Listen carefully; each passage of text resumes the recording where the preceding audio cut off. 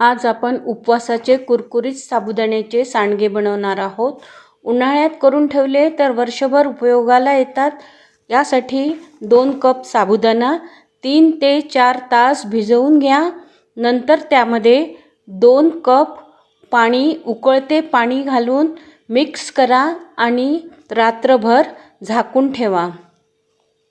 सकाळी अर्धा किलो बटाटे साल काढून किसून घ्या।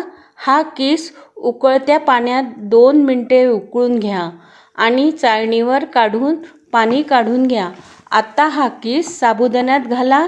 त्यामध्ये हिरव्या मिरचीची भरड आणि चवीनुसार मीठ घालून सगळे छान मिक्स करा। आता छोटे छोटे सांडगे घाला।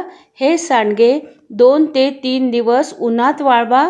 वाळल्यानंतर तळून खूप कुरकुरीत आणि चविष्ट लागतात। व्हिडिओ आवडला तर लाईक करा।